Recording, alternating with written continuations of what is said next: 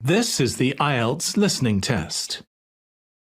You will hear a number of different recordings and you will have to answer questions on what you hear. There will be time for you to read the instructions and questions, and you will have a chance to check your work. All the recordings will be played once only. The test is in 4 parts. At the end of the test, you will be given 10 minutes to transfer your answers to the answer sheet. Now turn to Part 1.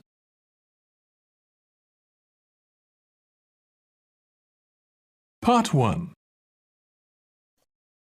You will hear a telephone conversation between a travel agent and a school principal who is organising a school tour for a group of third-year students. First, you have some time to look at questions 1 to 3.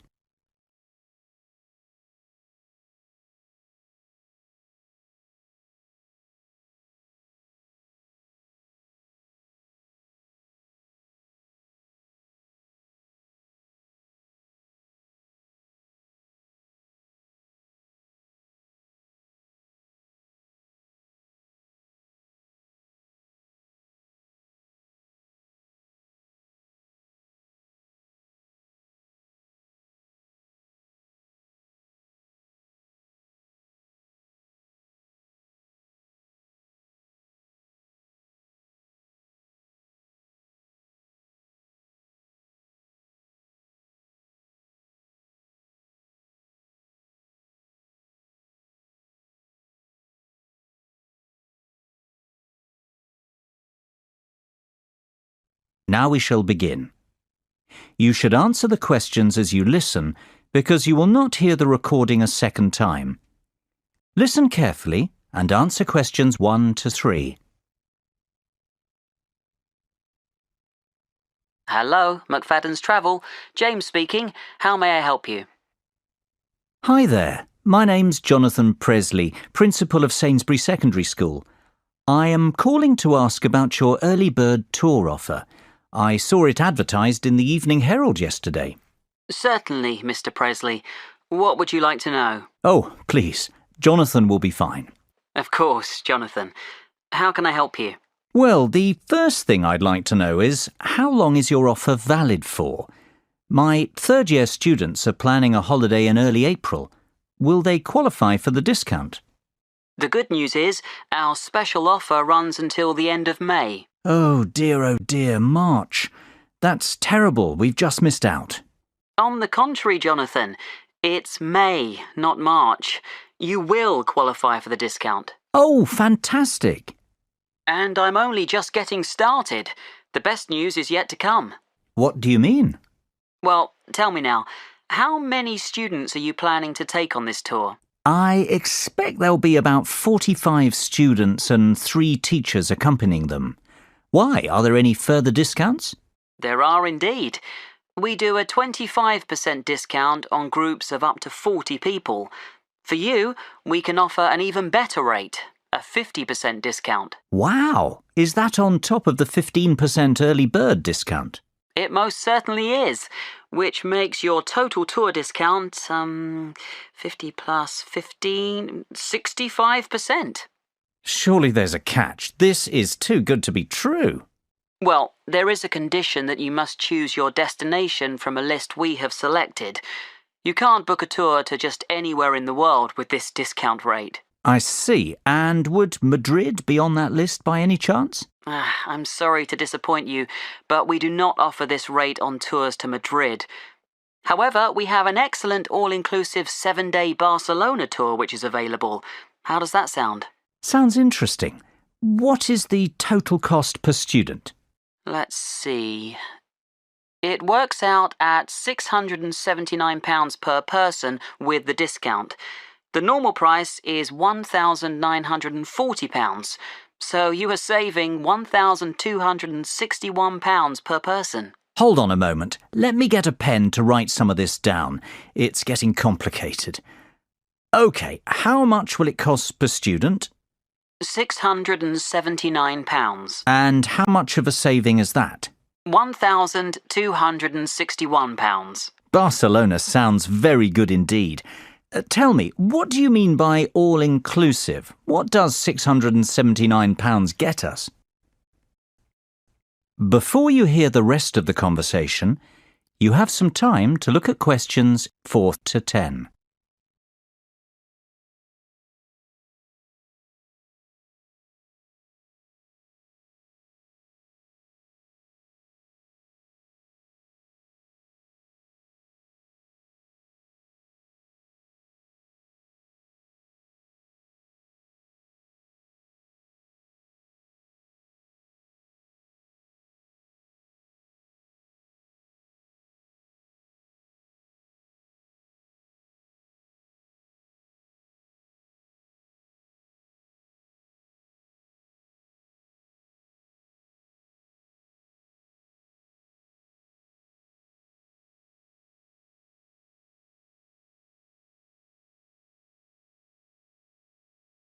Now listen and answer questions 4 to 10. Well, that price covers flights, 3-star hotel accommodation and extras. James, I must say I'm very glad I called you this morning. This is a fantastic deal. It covers flights, accommodation and what else? Plus airport taxis, breakfast every morning, a city tour and theatre tickets. Great! And what about the teachers? The teachers can travel free of charge with the students. Well, I might just go on this tour myself. I've always fancied a trip to Barcelona. But for the children's sake, of course. Of course. Now, let's get to work on the booking. Exactly when were you planning to leave? The 7th of April, if possible. Yes, that's available. And can you confirm the exact number of students, please? It's either 44 or 45. Let me see. Yes, 45. Exactly 45 students. No, sorry. In fact, that's 46. I forgot about Jenny McCarthy. She sent her application in late, so it's not in the same pile as the rest. So that's the 7th of April and 46 students, correct? Yes, perfect. And 3 teachers. Is there a morning flight? Yes, your flight is at 7 a.m. on Monday the 7th of April. Arrive at the airport 2 hours before departure. The flight will take about 2.5 hours and you'll land at 10:30 a.m. local time. How does that sound? Sounds great. Can I give you my email address to confirm the rest of the details? Of course. It's jonathan.presley@sainsbury.com. That's JONATHAN.PRESLEY@SAINSBURY.com. And we'll pay by credit card if possible. That'll be perfect. What's your card number? It's 6676 6654 9743 1251. Expiry date 01 Jan 2015. And the name on the credit card? That's my own, Jonathan Presley. So £679 times 46 students. I'm going to charge £31,234 to your credit card. That's the total cost. Sounds fine. Great. Well, I think that's all we need for now, Jonathan. It's been a pleasure doing business with you. If you have any questions, please don't hesitate to give me a call. We'll be in touch next week to confirm the booking details. OK, and thank you very much for your help, James. Bye for now. Bye-bye, Jonathan. Speak soon.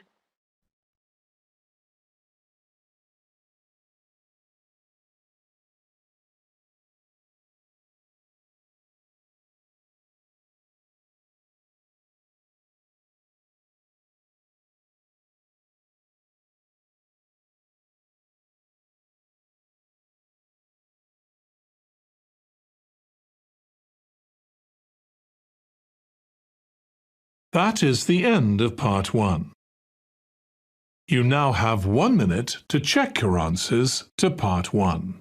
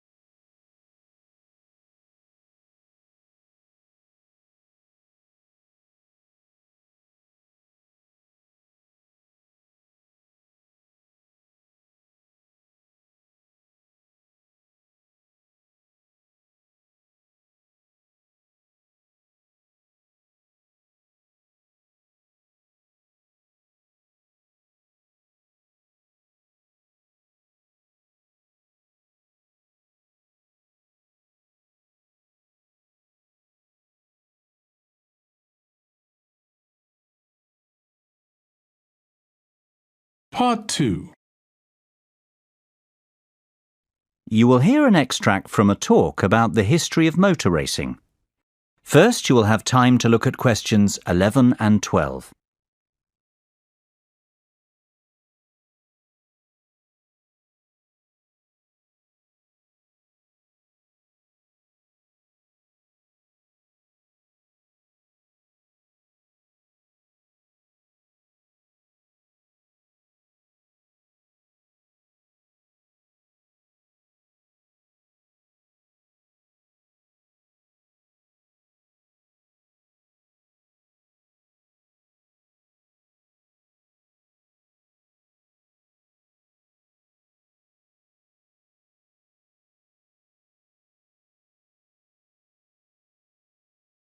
Now listen carefully and answer questions 11 and 12. Good morning and welcome to the programme. This week we're continuing our series of features on motor racing, and I am delighted to welcome to the show David McWilliams, widely recognised as the most knowledgeable motor racing historian in England. We've invited David in to talk to us about what is probably the most famous and prestigious motor racing championship in existence today. That is, of course, Formula One. David, Formula One is now a massive racing franchise, but how did it all begin? Well, Formula One has its roots in the European Grand Prix Motor Racing Championship, which began in the 1920s. After World War II, the Grand Prix was transformed into a new championship format, the one we are familiar with today, Formula One. The formula stands for the rules which all the drivers and manufacturers must respect. The one signifies that this racing championship is regarded as the best in the world. The first World Championship race was held in 1950 at Silverstone in England. It was won by Italian Giuseppe Farina in his Alfa Romeo. Farina narrowly beat his teammate Juan Manuel Fangio of Argentina to the title, yet it was Fangio who would go on to dominate the sport for the rest of the decade, winning 5 world championships. As the years went by, the sport became a global phenomenon and grew from strength to strength, becoming the biggest commercial sport on the planet. Before you hear the rest of the conversation, you have some time to look at questions 13 to 20.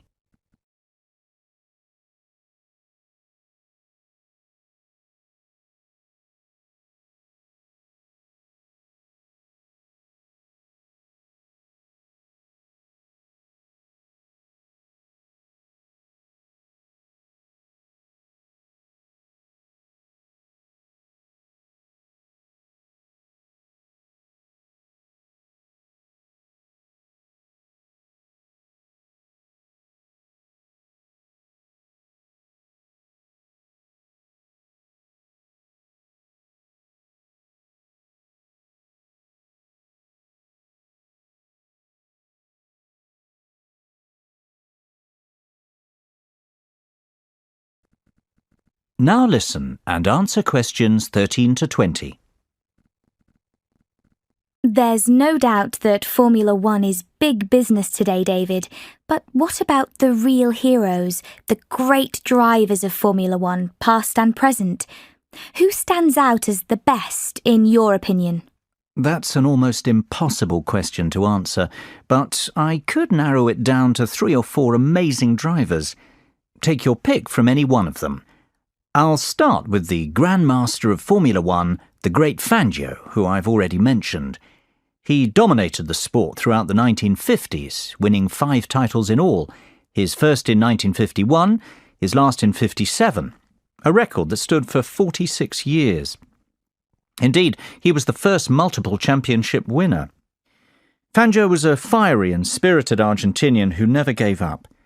His greatest moment came in winning the 1957 championship, when he came back from a disastrous pit stop to recover a 30-second deficit and take the championship on the last lap of the last race of the season. That was, of course, to be the last time he'd win the title. Another undoubted great is Brazilian Ayrton Senna. Senna won the world title 3 times, the first being in 1988, the last in 1991. Tragically, he died in a race crash the year after, to the dismay of millions of fans watching the race unfold live on TV. Senna was best known for his skills driving in the wet, and he won the Monaco Grand Prix on what is regarded as the most difficult racecourse in Formula One more times than any other driver. Perhaps because of this, he is regarded as the most naturally gifted driver to have ever sat behind the wheel. Another very talented driver was Frenchman Alain Prost. Prost won the driver's title 4 times during his career. His first title victory came in 1985 and his last arrived in 1993. Of course, Prost will always be remembered as the driver with the 3rd highest number of championship victories, and perhaps even more for the fact that he was a great rival of Ayrton Senna. Those two had many great battles. Last, but not by any means least, Michael Schumacher is the most recent of these driving greats who deserves a mention. His first title was won in 1994, and he continued to dominate Formula One until he won his last title in 2004. Schumacher holds many driving records, including most drivers' championships, race victories, fastest laps, pole positions, points scored, and most races won in a single season. He is also regarded as the greatest driver on paper, having won 7 world titles. It sounds like Schumacher is in a league of his own. Is he not clearly the best then, David, based on his record? It's not that simple, unfortunately. These drivers all raced in different eras with different cars and under different circumstances. I don't believe we can say one was the out-and-out best, but rather that each was the best of his time. That's praise enough.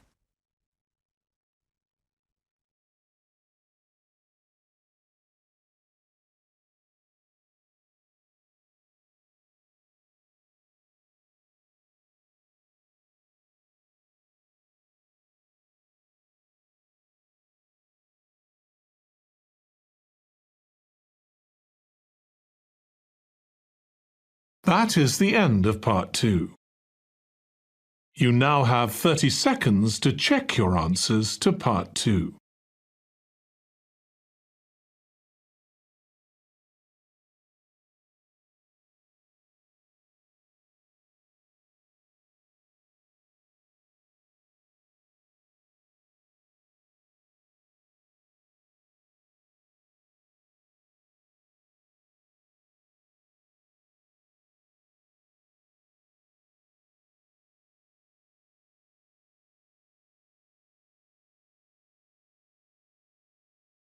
Part 3. You will hear 4 business colleagues discussing a takeover proposal. First, you have some time to look at questions 21 to 27.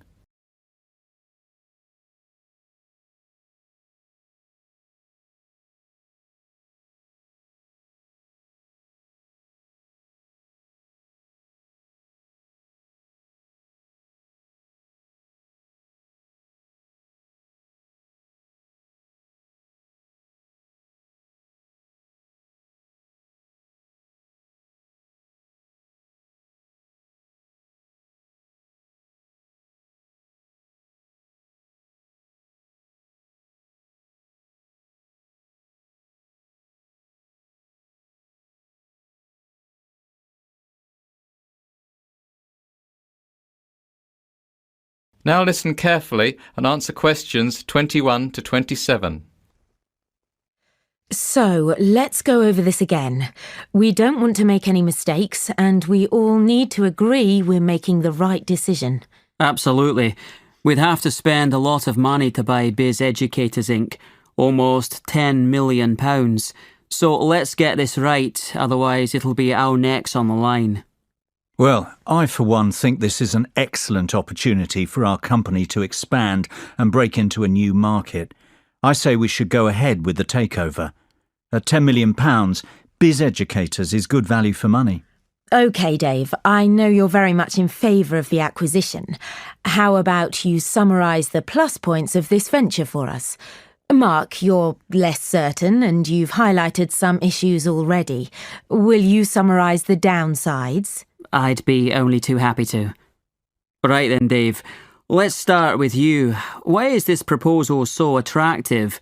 What are the upsides? It's simple economics. Biz Educators has a proven track record and is an industry leader. It is a well-respected company with a great name, has generated excellent goodwill, and has consistently made a gross profit of more than £500,000 per annum with a great shareholder return. Yeah, but what about the net profit? That's not nearly as high. In fact, last year it made a net loss of £100,000. Mark, that's only because it invested in a new manufacturing plant. That's a long-term investment to secure the company's future. In fact, it's a good thing, not a bad thing. It shows that the company has a clear and ambitious strategy going forward. Besides, a £100,000 loss is very small in real terms. It's hardly worth being concerned about. That loss will be clawed back within 2 years if the projected profits for 2012 and 2013 materialise.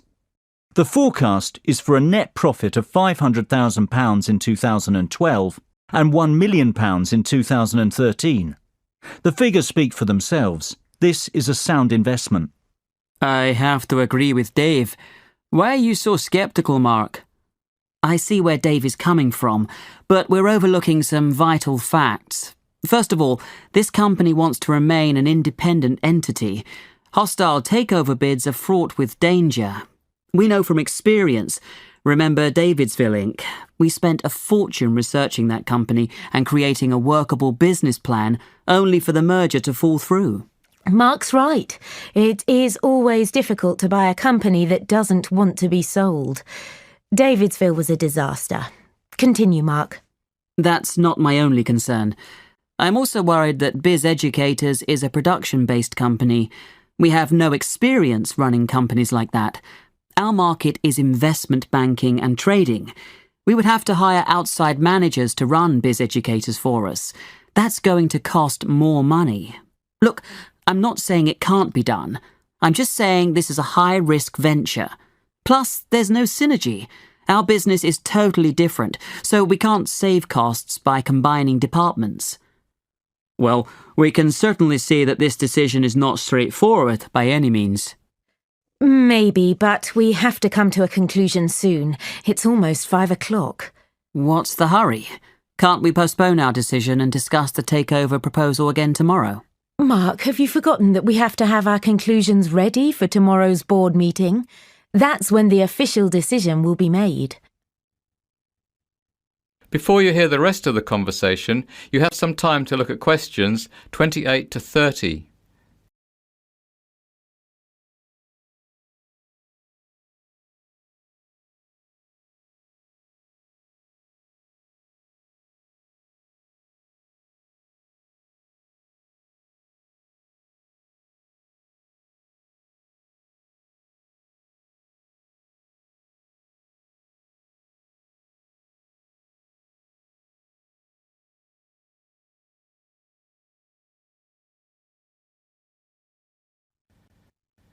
Now listen and answer questions 28 to 30. Goodness, it almost slipped my mind. Well, we'd best move on.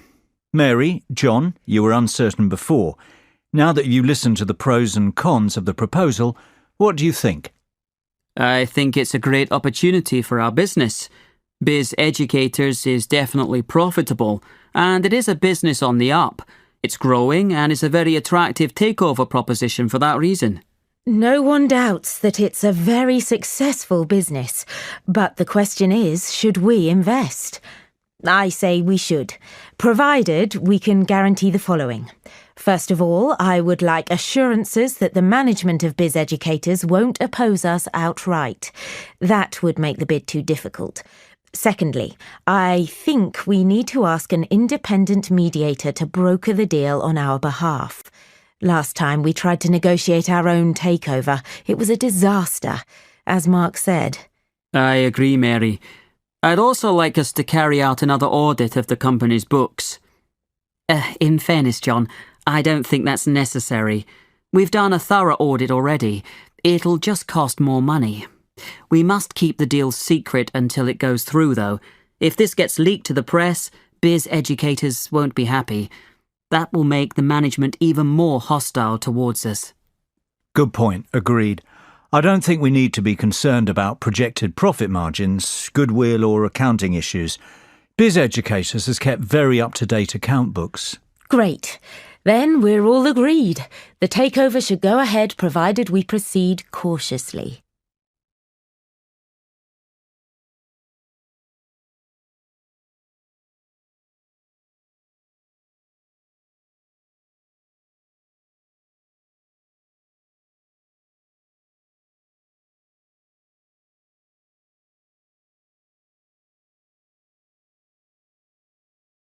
That is the end of part 3. You now have 30 seconds to check your answers to part 3.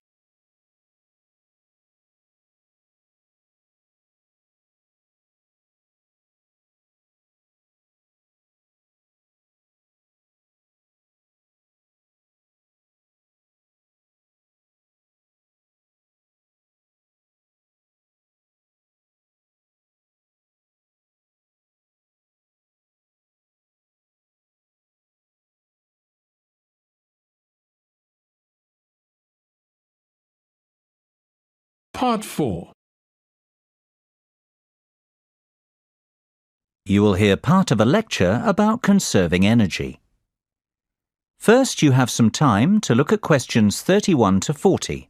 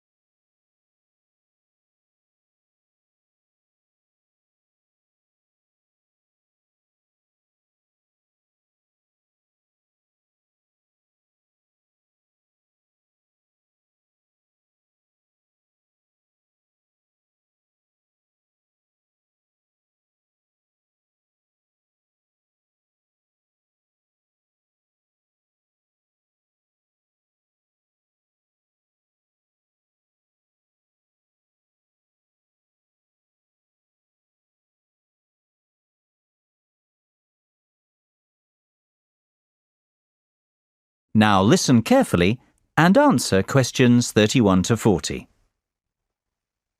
I'd like you to give a warm welcome to our guest speaker today, Dr. Sophia Martin from the Faculty of Science. Dr. Martin is an expert in energy conservation, and she's going to talk to us about ways we can conserve energy in the home. This is a very important subject, as the world we live in is facing dramatic and potentially destructive climate change as a result of our excessive wastefulness and aggressive exploitation of natural resources. Thank you for the kind words, Alice. You are quite right. We face an unprecedented climate crisis, and it is up to each and every one of us to do our bit to help stop global warming. Believe it or not, if we all took some simple steps, we could dramatically reduce our carbon footprint and help protect the environment. It is not a cliché. It is not silly nonsense talk. One person really can make a difference, and I hope that after my speech today, you will understand how. But first, what exactly is your carbon footprint? Basically, it's how much you pollute the environment as an individual, or rather what volume of greenhouse gas is emitted into the atmosphere because of your day-to-day activities. The key to stopping global warming is for each of us to reduce our carbon footprint. And if we conserve energy in the home, we can achieve some truly dramatic results. Our homes are actually very inefficient from an energy conservation perspective. Indeed, more than 65% of all homes aren't insulated enough. This means that they lose heat, and that homeowners waste a lot of energy, not to mention money, on heating during winter. So, the first step is to fit adequate insulation in the attic and outer walls of your home. This can reduce your heating bills by as much as 25%. What's more, the government offers grants to people who want to have their homes re-insulated, so it isn't a very expensive process, and you will probably recoup your investment within a couple of years. I would encourage everyone to consider this course of action. Both your wallet and the environment will thank you. Believe it or not, there are even simpler things we can do. For a start, never paint your interior walls in dark colours. Dark colours absorb heat. Therefore, you will waste more energy trying to keep your home warm. Always use light colours on interior walls. Did you know a dishwasher that is 50% full uses almost the same energy as one that is 90% full? The moral of the story is to wait until your dishwasher is packed before switching it on. It'll save you and the environment. The same is true of most household appliances, so try to use them only when necessary. Another startling fact is that replacing just one normal light bulb with an energy-efficient light bulb will save you £25 over the lifetime of the bulb. Now, just imagine the savings if you replaced all the bulbs in your house. Having large windows seems to be in fashion right now, yet it makes no sense whatsoever from an energy-saving perspective. Windows are one of the biggest causes of heat loss. If you have large windows at home, my advice would be to close the curtains and blinds as often as possible. This will help your rooms retain heat. Another simple way to retain heat is to close all inside doors, especially ones which lead into cooler parts of the house. Carpets and rugs are great floor insulators. It's a good idea to have these fitted in rooms where heat retention is an issue. I would strongly advise people to consider erecting solar panels on their roofs. You don't need to live in a constantly sunny place to reap the benefits of these. Even our English weather will suffice. Solar panels can generate enough energy to heat your entire hot water supply, which is fantastic when you think how much you pay for this service at the moment. And of course, I would encourage people to continue recycling and composting waste. The next generation will thank us if we act now, and rightfully condemn us for failing to. Well, I can only hope you have found this speech informative and that I have highlighted the importance of the individual to the cause of environmental protection. Thank you for your attention. I'll hand you back to Alice now.